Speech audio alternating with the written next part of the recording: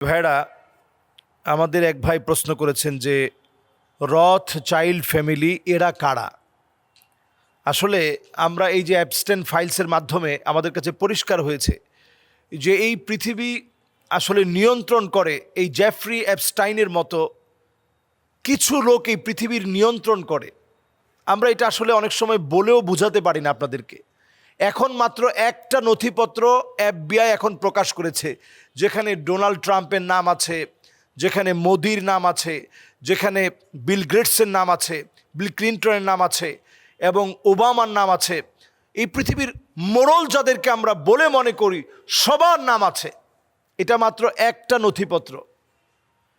এই রকম এই পৃথিবীকে নিয়ন্ত্রণ করে রথ চাইল্ড ফ্যামিলি, যাদের ব্যাকগ্রাউন্ড এতটা হাইলি, যাদের ব্যাকগ্রাউন্ড এতটা শক্তিশালী, এত বড় দানবীয় শক্তি তাদের সঙ্গে আছে, অর্থনৈতিক শক্তি তাদের সঙ্গে আছে।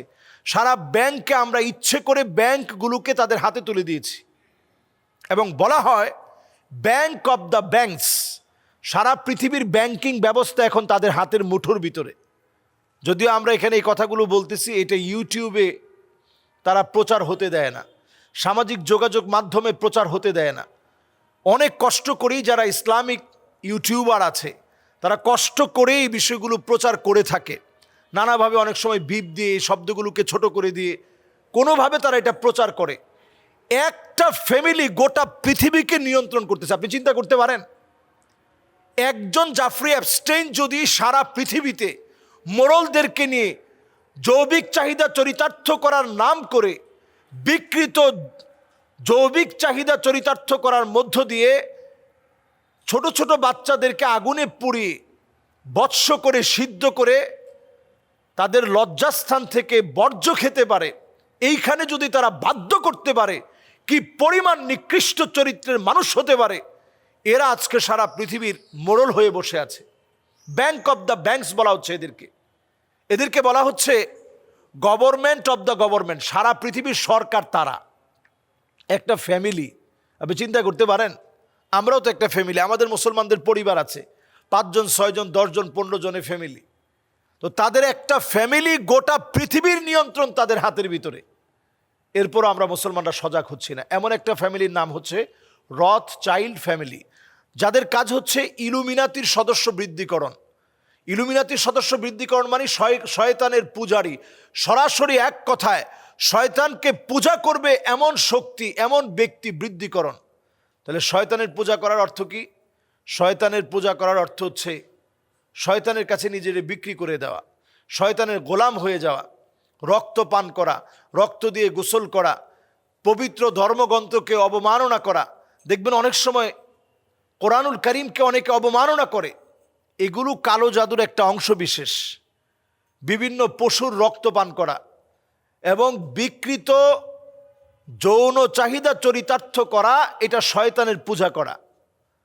অনেক সাইন সিম্বল আছে, যেমন এই 2টা আঙ্গুল, এটা শয়তানের একটা সাইন সিম্বল। এছাড়া রয়েছে আমরা অনেক সময় এই যে তৃত্ববাদ, 3 আঙ্গুল দেখায়, এটা শয়তানের একটা সাইন সিম্বল। ইলুমিনাতির সদস্যরা এইভাবে করে সারা পৃথিবীকে তাদের হাতে, তাদের কবজায় আনার চেষ্টা করছে। সারা দুনিয়াতেই কিন্তু তাদের কর্মকাণ্ড চলছে।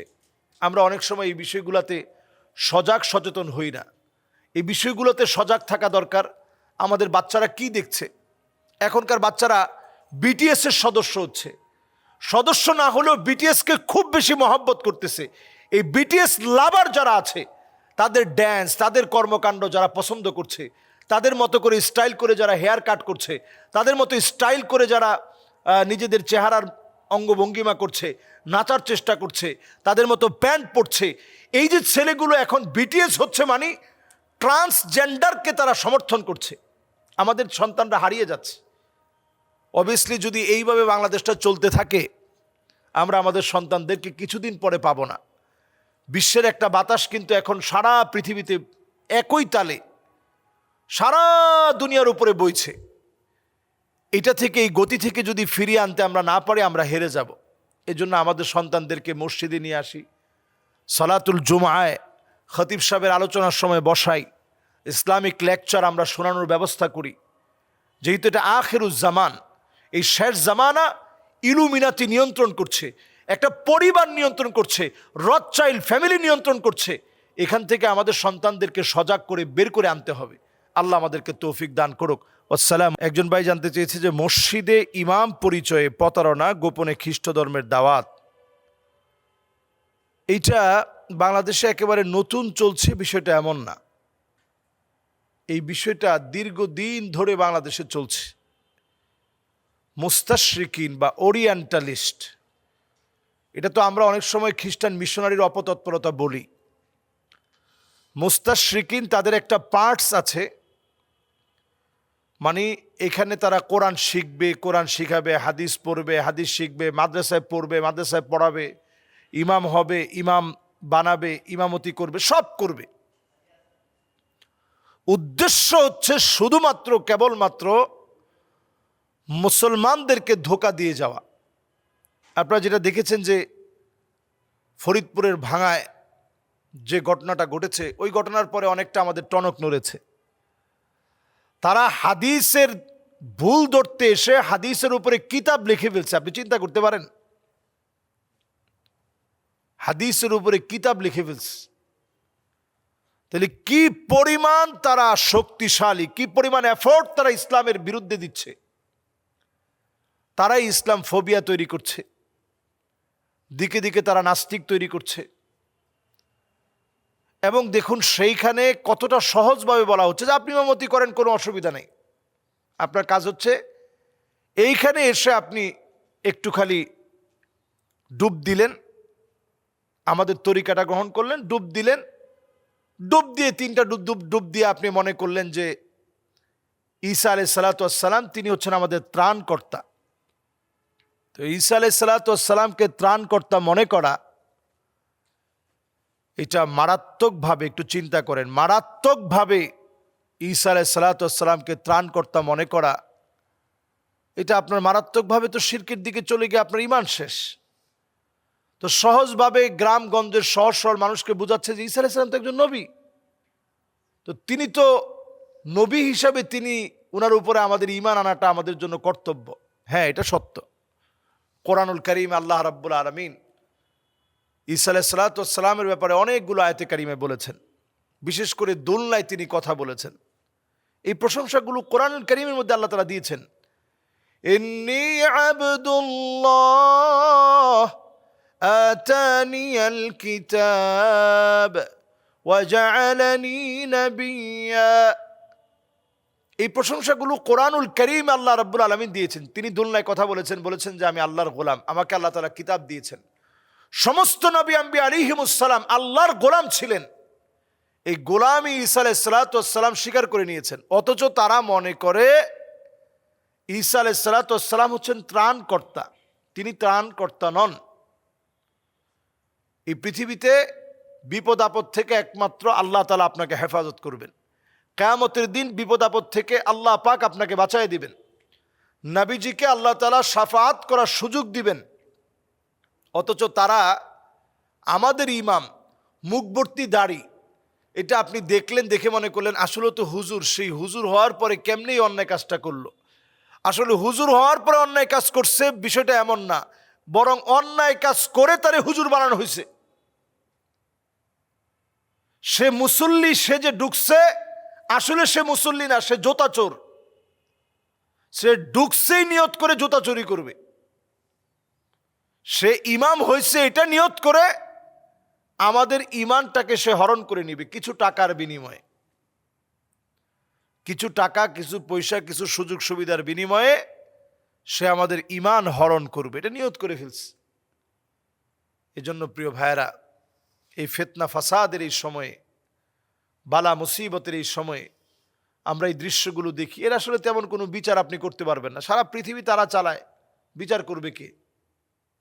আমাদের পার্বত্য চট্টগ্রাম, আমাদের বান্দরবান, আমাদের কুড়িগ্রাম, আমাদের নীলফামারী, আমাদের ঠাকুরগাঁ, এরকম বহু অঞ্চলের ভিতরে, কালীগঞ্জ সহ বহু অঞ্চলের ভিতরে তাদের অপতৎপরতা চলছে।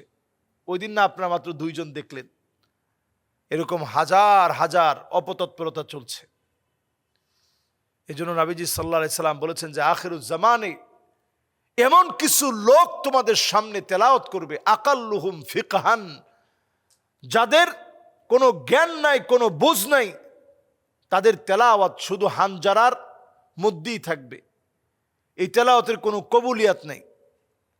তা আসলে এই যে এই লোকগুলো নামাজ পড়াচ্ছে, এদের নামাজের কি কবুলিয়াত? মানুষ তো অবাক হয়ে গেছে। এমনি আমাদের দেশে একটা ইমামের ভুল ধরতে পারলে মানুষ মনে করে অনেক বড় ভুল ধরে ফেলছে, আর সেখানে এইরকম একটা বিষয় প্রকাশিত হয়েছে। আমি বলবো যে প্রত্যেকটা জায়গা থেকে আমাদের সজাগ থাকা দরকার। আমাদের সন্তানরা কার সঙ্গে মিশছে, এই যে আপনি একটু ডুব দিয়ে আসলেন, এরপরে হয়তো আপনাকে লক্ষাধিক টাকা, 2-4-5 লাখ টাকা দিল, এই জন্য আপনি ইমান দিয়ে দিবেন? সাহাবাই কেরাম অস্ত্রের সামনে মাথা দিয়েছে কিন্তু ইমান দেন নাই। হারাম বিন মিলহান তরবারি দিয়ে আঘাত করেছে কাফের, পুরা সাম্রাজ্য একদিকে, উনি একা একদিকে। তো যখন ওনাকে আঘাত করা হয়েছে, উনি তরবারির কোপ খাওয়ার পরে বলছে ফুস্তু ওয়া রাব্বিল কাবা, কাবার কসম, আয় আল্লাহ তাআলা, আমি বিজয়ী হয়ে গেছি। ওনার রক্ত ঝরতেছে জর্জর করে, ওই অবস্থায় তিনি বললেন আমি বিজয়ী হয়ে গেলাম। তার মানে কি দাঁড়ালো? আল্লাহ রাব্বুল ইজ্জাত এই রক্তের ভিতরে মুসলমানদের বিজয় রেখেছেন। মুসলমানদের ইসলাম নামক গাছকে টিকিয়ে রাখার জন্য মাঝে মাঝে রক্ত লাগে। সাহাবায়ে কেরাম জীবন দিয়েছেন কিন্তু ঈমান দেন নাই। খালিদ বিন ওয়ালিদ মুতার প্রান্তে 9টা তরবারি ভেঙেছেন, মাথা নত করে নেই। মাত্র 3000 সাহাবী 2 লক্ষ কাফেরের বিরুদ্ধে লড়াই করে তাদেরকে পরাভূত করেছে, মুসলমানরা বিজয় ছিনিয়ে এনেছেন। আজকে আমরা পরাজিত শক্তি, সারা পৃথিবীতে মুসলমানরা পরাজিত, লাঞ্ছিত, অপদস্থ, অপমানিত। কারণ কি? আমরা তাদের মিশনে পাড়া দিয়ে ফেলেছি। শিবরান শিবরা, বিগত তাদেরকে অনুসরণ করছি। তাদেরকে অনুসরণ করার কারণে, বিগতে তাদেরকে অনুসরণ করার কারণে আজকে আমরা ধ্বংসের দ্বার প্রান্তে।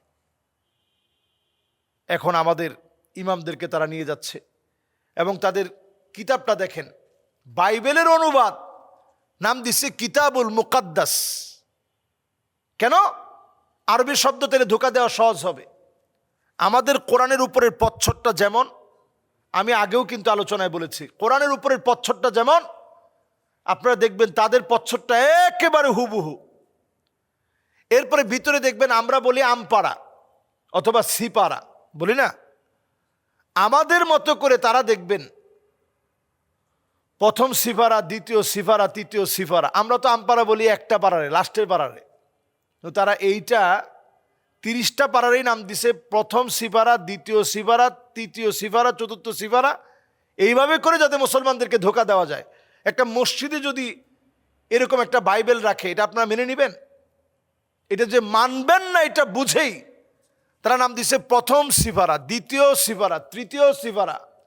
এখন এই সিফারা দেখার সঙ্গে সঙ্গে তাদের কাছে মনে হচ্ছে মাশাআল্লাহ, আর এটা তো মুসলমানের সেই সিফারা, মুসলমানের কিতাব, কোনো অসুবিধা নেই।